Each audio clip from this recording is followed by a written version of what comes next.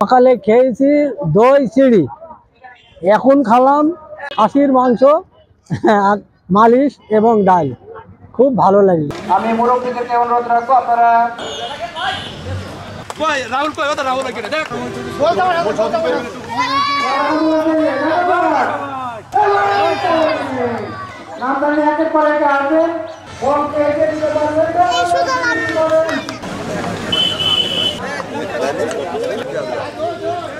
প্রবীণদের মিলন মেলা আমাদের একটি উদ্দেশ্য, যেন বছরে একটা দিন অন্তত সকল প্রবীণ ব্যক্তিদের এক জায়গায় করে যেন তাদের হাসি খুশির যে দিনটা, সেই দিনটা যেন আমরা এনে দিতে পারি।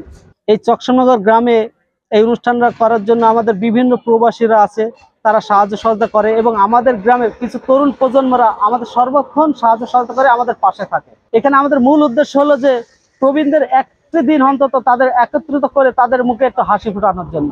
আর প্রবীণরা একত্রিত হয়ে যে তাদের মুখে যে হাসি ফোটানো, এটা যে ভোগের সুখ নয়, ত্যাগের সুখ। আজকে এটা যারা সচক্ষে না দেখবে সেটা এর অনুভূতিটা বুঝতে পারবে না। এই অনুষ্ঠানগুলো আমাদের প্রায় দীর্ঘ 5-6 বছর থেকে হয়ে আসছে। দীর্ঘ 40-50 বছর আগে আমরা তখন ছোট ছিলাম, তখন একসাথে খেলাধুলা করেছি। অনেকদিন আমাদের একসাথে কিন্তু দেখা হয় নাই। আজকে যে আমাদের সৌভাগ্য এই ছেলেদের মাধ্যমে যে আজকে আমরা সবাই মুরব্বীরা একত্রিত হতে পেরেছি।